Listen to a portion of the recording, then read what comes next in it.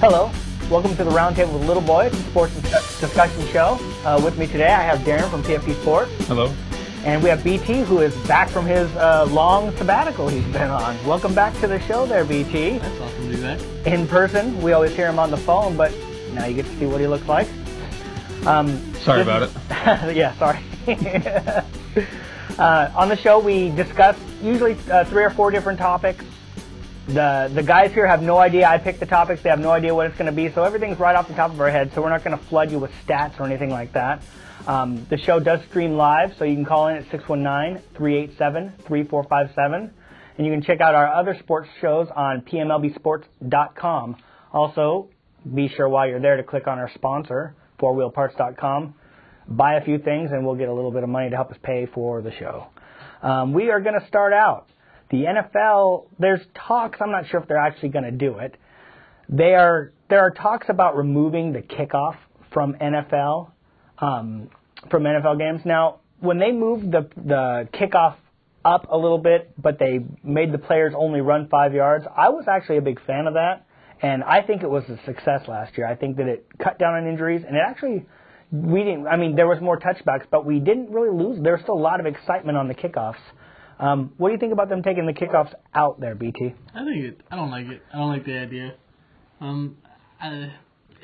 It's a big part of the game. What about onside kicks? What if someone wants to go for an onside kick? You're taking that element out of the game completely. Well, I heard they're not taking that out. I heard that if you want to go for an onside kick, you can say, okay, we're going to kick an onside kick. So there's no surprise anymore. You can't line up like you're doing a regular kick. Exactly. Well, we rarely see a surprise onside kick anyway. Let's say 90% of onside kicks are known, but it still takes that element of surprise out. What do you think about them taking the kickoffs out, dude? I think it's a terrible idea. I mean, it's a rough sport. They know that what they're getting into. That's why they get paid what they get paid to put their bodies on the line. Yeah. I mean, that'd be a terrible idea. Yeah, I think you're just removing a huge element. You know, it's offense, defense, and special teams, and you're taking a huge part of it out. And I know a lot of people threw a fit when they kind of changed the rules a little bit for the kickoffs.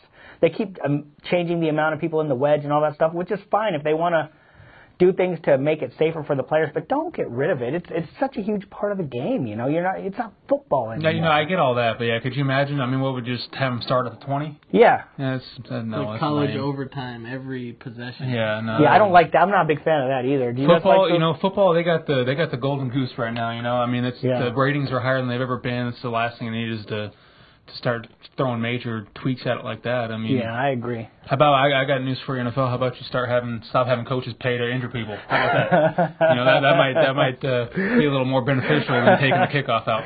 Well, they came down pretty hard on that. And you know what's funny is they had the video. We're going to move back into that, I guess. We talk about that every week. We haven't brought up the actual audio that came out of him though. That was some just awful stuff, man. That was. You know, the funny thing is though, I am willing to bet that probably goes on in a lot of NFL locker rooms. Talk like that. Maybe not necessarily pay, I'm going to pay or anything like that, but talk about hurting guys and taking them out. I bet you that goes on in a lot of them. It's just not recorded. Listen to his whole delivery when they were talking about before the 49er game. I mean, man, the hair on it just gave me chills, man. I was like, man, this is calling individual players out. This is disturbing, man. Yeah. This is like I felt like I was listening to like a murder or something getting ready to go down. See, I don't think the speech itself is what was bad, because I'm pretty sure a speech like that happens every week. Take his head off, break his legs. I mean, it's a common thing. But when you add that with doing it for $10,000, $5,000, it becomes a whole different animal than rather if it was in high school. Play football in high school, go out there, hit him hard, give him a concussion, knock his head off. It's normal football talk, but I think it's when you added the money element, it became too much. The whole thing seemed a little creepy to me. Yeah, you're right. That's a good call. I'm with you on that, BT. I do think that happens in a lot of locker rooms, but once you start talking about the money and calling out individual players too, talk about hitting him in the head and hitting the side of his knee and stuff like that. We're going to see how he said something. We're going to see how he likes going up the middle or something like that. The whole thing was just total creep job to me. I think it's pretty safe to say he's going to elapse Tiger Woods as the most hated person in all athletics when the next vote comes out. Do you think he ever comes? Do you think Greg Williams ever is back in the NFL? I hope not. 0% chance. I hope not. 0%. I'd be surprised if he was back. I mean, has he really even said anything publicly yet? I haven't. No. He said he's sorry. Yeah. But, I mean, I can go kill somebody and then say I'm sorry. lots of people There's a bunch of sorry people sitting on death row right now. Go tell Sean Merriman you're sorry. Yeah. You're part of taking that was his part knee, of that. He was part of that. His ankle, personal apologies, but no, I hope he's done. He's done too much damage, more damage. Think he'll get a football job anywhere? I think in college he could, just because he's a brilliant coordinator. He's a great guy. But if whatever college took him, man, be prepared for some more Ohio State, USC. That baggage that goes along with him, it's almost not even worth it. Him and Bobby Petrino can go start their own team. All right, we're going to move on to baseball. Red Sox manager Bobby Valentine, he apologized to third baseman Kevin Youkilis for the things that he said. We're not going to get into that too much. I want to know what you guys think about. What do you guys think about coaches or even players calling out other people through the media? Do you think that that's beneficial? Do you think it has a place? Do you think that it helps at all? Or do you think it's a case-by-case basis? We'll start with you, D. It's such a sensitive topic. I mean, I'm glad he put his name on it. It wasn't from some anonymous player, and I don't like the fact that they apologized right afterwards. You said what you said, whatever, you accept it. If you got some apology to do, call the Youkilis into your office. But the bottom line is when your superstars wasn't performing, you're trying to light a fire under them. I'm going to go, this is something Ozzie Guillen's been doing for the last 5 years. There's nothing new in the sport. I don't mind it. It doesn't bother me at all. What do you think, BT? I'm going to preface this with saying I think Bobby Valentine should have stayed in Japan. Stayed away. I think after the Mets he was done. But I think once you've been there a while, I think it's okay. If Francona was still there this year and did that, it was fine. But coming in, it seems more like he's trying to. Who's running the team here? I know, but he's coming in, and you gotta go a certain distance before you come in and start calling people out in the media. Zero. Absolutely not. What is He's Bobby the head coach. What has Bobby Valentine done in his lifetime to deserve to call out an all-star player like Kevin? What has Kevin Youkilis done? He's an all-star player. I mean, if we're comparing them. He's an all-star player. What has Bobby V done? Not this year. He's not playing like an all-star. He certainly wasn't. We're not talking about a college team here. These guys are playing for the love of the sport. We're talking about professional guys getting paychecks. Right. If they can't handle a little bit of criticism from their head coach, regardless if it's his first day on the job or his 10th year on the job, who cares? What about Mike Scioscia? Mike Scioscia is having the biggest superstar in all of sports right now struggle. He's hitting like .230. And Albert Pujols, no home runs, 4 RBIs, but he's not out there calling him out in the media. No, there's a better way to go about it. And who's going to? I'm not arguing that. Yeah. But I still don't think Youkilis should throw a little tiffy and get all upset about it. I mean, he needs to start hitting the ball better. I'm sure he knows that. He's probably the first one. I think there's a sometimes it's good. It depends on your coaching style. I don't have a problem with it actually. I do like the point that you made. Don't anonymously say it. If you're going to say it, look into the camera and say you are not playing like you should, or talk about him. Hey, he's not playing like he should. Maybe that's his way of kind of getting the players riled up. Maybe you start making them think. Everything I've heard about Bobby Valentine, it doesn't seem like the players on the Red Sox like him very much. Well, because look what they were getting away with without Bobby Valentine. Yeah. I mean, we're talking about drinking beer and eating chicken in the locker room. Yeah. So they were drinking beer in the dugout. They were bringing it back into the dugout. And I don't know, it looked like Lester might have been drinking a couple beers before his last game. Yeah. But the thing with the whole, I don't know, different coaching styles. Yeah. It is what it is. I had a point I was going to bring up. I completely forgot it. Awesome. So. But I'm also going to say, I don't like Bobby Valentine. Yeah, so you got to preface it with that, too. I don't like Bobby Valentine. Yeah. I had a really good point I was going to make. I used that. Sorry for that. We can always come back to it. I'll wait. I'm sure it'll come back to me when we're in the middle of talking about something else. And I don't want to just talk about. Actually, excuse me for a second. If you guys are interested, I have a copy of that tape. If you want. You know what? Thank you, Fat Man, for interrupting me. What I was going to say, it wasn't like he flagged down a reporter, flagged down a camera guy, say, "Hey, come here, I want to talk about Kevin Youkilis." I'm sure they set him up with a hey, so what are you going to do to get Kevin Youkilis back on track? It wasn't like he's flagging these guys down. Oh, today's the day I'm going to really, get under Kevin Youkilis' skin. Right. Adrian Gonzalez here tomorrow. I mean, that's not how it's happening. Right. I have no problem with the world hating Bobby Valentine because I'm one of those world haters. Yeah.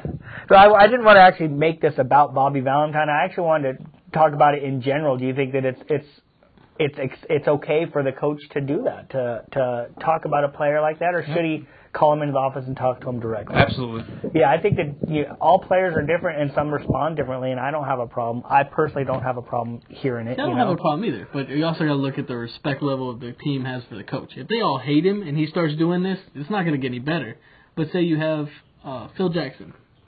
Everybody revered him as a coach for the Lakers. He called out Kobe. He called out Shaq, and it's okay because it's Phil Jackson, and everybody loves him at the end of the day. So we draw the line on people like the coach or not. That's where the line is drawn. Not just people, but the players. I think. Well, I kind of see what your point is. It works better. It depends on the situation, and if you have a coach that is more respected, maybe doing something like that might get actual better reaction from the players than a coach that they already hate. They might not take it to heart. They might think, oh, he's just throwing me under the bus anyways. So the fact that a couple of these guys might not like Bobby V is the reason they're giving up 15 runs a game? I mean, the bottom line is they got people were picking this team to win 100 games the last 2 years, and they're gotten off to a bad start, and it's just not the way it works around there. If they were 10-2, we would be hearing about how all the players love them. So I don't know. Yeah, I get it. You said you had some tape that you wanted to run there, Fat Man? I have the tape of Greg Williams. Oh, of what he said? Yeah, you want to hear it? Sure, go ahead and play it. All right. We're going to hear some of the things, and we're going to watch Darren's hair stand up on the back of his neck here. Creepy, man. This guy's creepy. Anytime You're now. telling me you'd never let him hang around with your daughter? I thought you had the Williams tape ready to go. I did. I guess I don't. All right. Well, that's what happens with when you're streaming live. We're going to move on to the next subject. This one's more of a general. I like to come up with like a general idea here. High school, college, or pro, should sports be able to limitate the participants based on the gender? Basically, should girls be allowed to wrestle, play football? Should men be allowed to play field hockey and softball? This is talked about by a lot of different people, but I'd like to see what you guys think. What do you think there, Deej? Should girls be able to? First off, there's a huge double standard here because girls, in most cases, if they're good enough to compete on a baseball team or wrestling team, then absolutely. Yeah. But if I wanted to go hop over to the softball field and start dropping 25 jacks every season, they're not going to be cool with that. Right. So there is a big double standard. So to answer your question, no, I do not think they should. I don't think girls should be playing men's sports and vice versa. Yeah. Even if the school doesn't have a girls equivalent, they're just SOL. What do you mean? Like, since they don't have a girls' football team, girls are allowed to play football now? Right. You got a girl who really likes football. If she's good enough to make the team, I guess you go by that. But just the fact that she's a girl doesn't mean that she should automatically be on the team. Right. No, that's not what I'm saying. I think she should be allowed to if she's good enough to make the team. She's good enough, absolutely. So then should a man be allowed to make the field hockey team? Mm-mm. No. So you agree with the double standard? Absolutely. Okay. Men are better athletes than women. It's proven fact. Okay. Are we going to argue that? I think generally, yes. They are. I'm sure you'll find plenty of women that are better than, Of course you are. Right. But, I mean, if we're just generalizing. Right, if you're just generalizing, though, in general. I've never played a field hockey game in my life, but could we imagine, is there checking involved in field hockey? I mean, no. I'd knock a couple of these broads. You know what? I've been to a field hockey game, and you know what there is? A bunch of whistles and a bunch of stoppages of play. That's what there is when you watch field hockey. There's men's field hockey. I've seen it. Is there? Yeah, those guys should be real proud of themselves. Yeah, there's men's field hockey in the Olympics, too. They wear kilts. What do you think there, BT? Should women be allowed to participate? Now that I just hated half of our audience. Yeah. I think women should be able to participate in guys' sports like football and wrestling. But I think the competitive advantage would be too great for any guy to go and say, I want to go play field hockey or I want to go play softball. Right. It wouldn't be fair to the females in that. So you agree with the double standard as well? I do agree with the double standard. So you're just trying to paint it a little prettier. You're trying to be nicer about it. Yeah, you're trying to be nice about it. But the bottom line is okay. He's trying to agree with Darren without getting That's the cool thing. That's the cool thing about having me at BT here. Yeah. He's nice.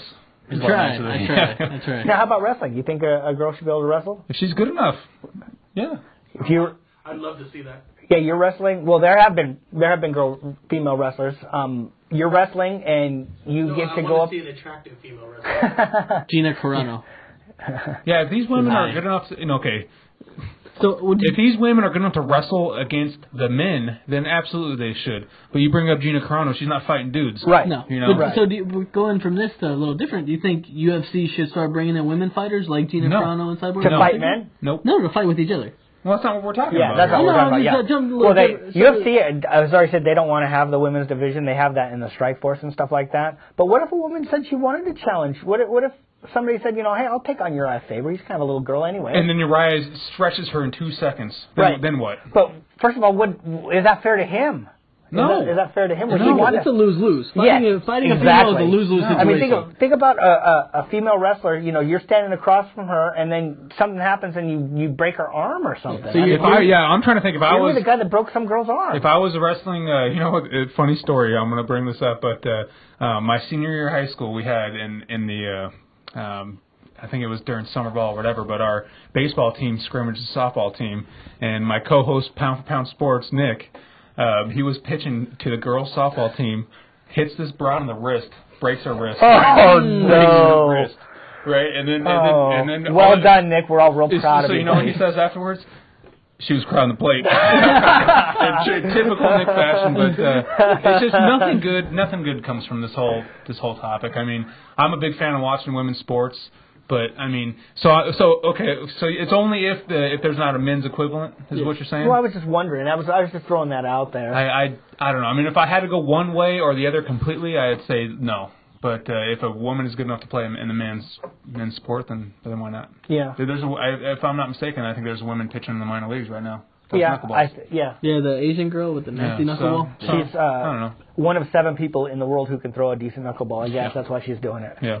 Anybody else who thinks they can, they're not. Because if they could, they'd be pitching somewhere significant. Everybody thinks, it's funny. Everybody thinks they can throw a knuckleball. Everybody knows how to hold a knuckleball. Everybody thinks they can throw a knuckleball, no matter where, whether you're in the backyard or you're on the adult league baseball field or wherever. Everybody thinks they can throw a knuckleball. I always had to go a knuckle curve because mine always had too much forward rotation. It would have a little bit, but it had a nasty bite at the end. So mine always ended up being a little bit more. Let me tell you, Woody Williams, major league pitcher, thought he could throw a knuckleball every once in a while, and they just turned into souvenirs. That's all they did. That's all they did.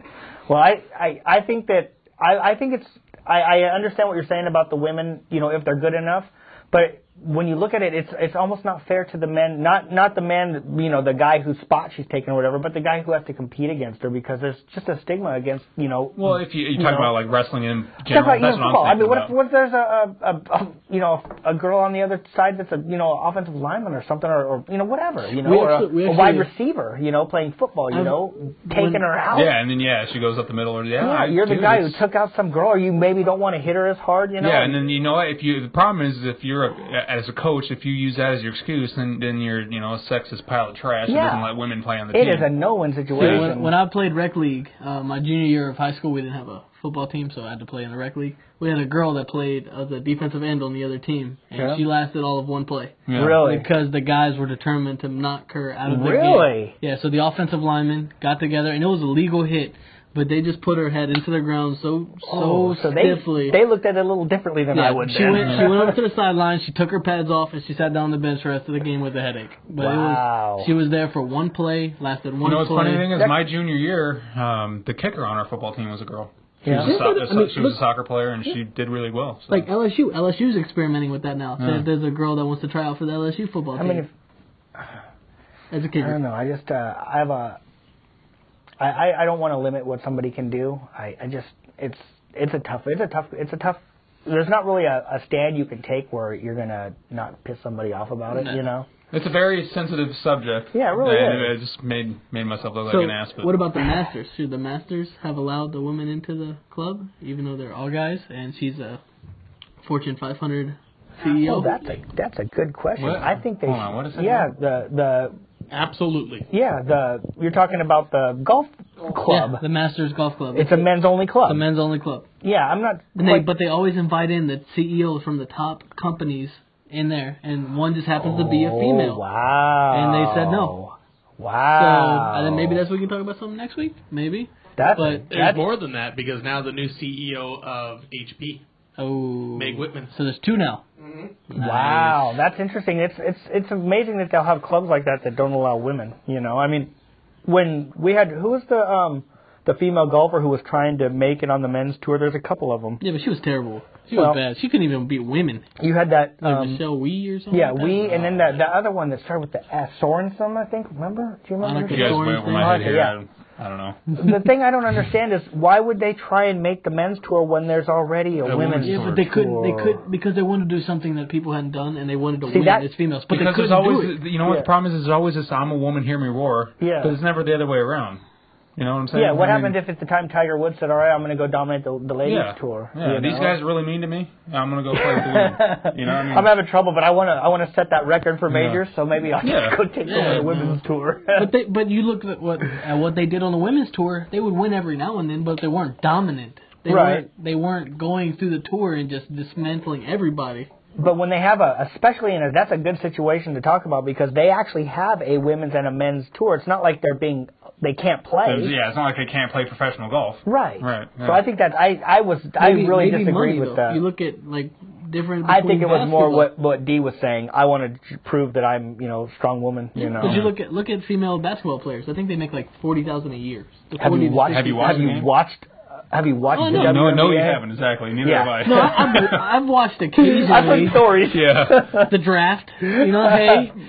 But no, you look They draft? I thought they just let everybody play. No, they draft. Sort of. Is that what they're making? I always wonder what they were making a year. They're making $40,000 a year? I think it's like 40. Is it the minimum? I think max is like 80. But you look at guys, minimum is what? 800,000. Look what brings it. Come on, man. We're talking about. Yeah, have you seen the stands? I know, but that pay structure alone would say, hey, I want to go do this. Do you know what women PGA Tour members make? Don't know. I don't. But she could probably win. Play better and bring more people, make more people interested, and it's all based on interest. No publicity is bad publicity. Everything's good. Whether it's the Saints getting covered, they've been covered forever. It's a little bit extreme, but you look at the Bobby Valentine. The Red Sox are terrible, yet they're still in the news. It's just things like that. Publicity is not bad. So if you have a female that's willing to come on and try and beef up your sport, maybe the female population around the world was like, I'll watch. I'll listen to it if there's not a female equivalent. But if you already have where you can go do your thing, I'm not for it. And who doesn't like the occasional gimmick? Professional sports, you got to leave the gimmicks out. Littleboy, you want to try that tape? Yeah, we actually have audio now. Fat Man has got his stuff together, and we got audio of what Williams said. So let's go ahead and run that now. He's on the sideline. There it is. We got to turn that motherfucker over, turn the coaches over, turn the spectators over. Go get that motherfucker on the sideline. Number 32 is Kendall Hunter. He's the little speedy backup halfback. Yes, little punk. All right. Now, thanks, Greg. Yeah, I think so he was talking directly about a specific player when he was doing that, and this thing is long. Actually, there's quite a few, and this guy brings you through it. There's a documentary that's about to be released. Oh, that's right. And that's where they got that from. I don't know. This dude, Greg Williams, is despicable. He needs to be banned for life. The Pete Rose ban. Just go ahead and make it happen. I like them leaving it as an open-ended ban. They just basically said, just until we decide. I'm not quite right there saying that he should be banned for life. Yeah, how dare you compare Greg Williams to Pete Rose? Yeah, it's a little bit different. Come on, man. Yeah. Pete Rose is the greatest hitter. If they're going to keep Pete Rose out for what he did, that's a whole other argument. He needs to be in. Pete Rose deserves to be in the Hall of Fame. Thank you. We agree on that. Greg Williams needs to be gone. Let's not ruin the gold of talking about Pete Rose on this show at the end. That is a good one, and we will get there. We will get there. I have no problem with it to Pete Rose. Yeah, we're gonna wrap the show up. We're gonna wrap the show up. BT only comes on once every couple months. Yeah, we gotta get it out now. No, we'll save it for the next time BT when he gets off the sabbatical again. We're just happy to see that you didn't get killed by one of them trains. Every time you call in, it seems like you get run over. You hear that loud screech in the background? Yep, those emergency brakes. Yeah, we don't know if that's brakes or if that was you. You can reach me on Twitter. You can follow me at LBHost, and you can also email me at littleboy@fatmanlittleboy.com. Once again, we stream live every Wednesday. Where can we reach you, BT? Yeah, follow me on Twitter at BT on PMLB. I'm on Twitter at Darren PFP Sports. Go Kings. Go Kings. So yeah, he has a little bit of a sign up there. He's got his little Woody Page thing going on there. I'm going Capitals. Go Caps, and I don't watch hockey, so go whoever. Be ashamed of yourself. Yeah, I know. I wish I did. I used to be a big Kings fan. We'll make you a Senators fan. Never. All right. Thanks for joining us, and until next time, take care. Cheers. Have a good one.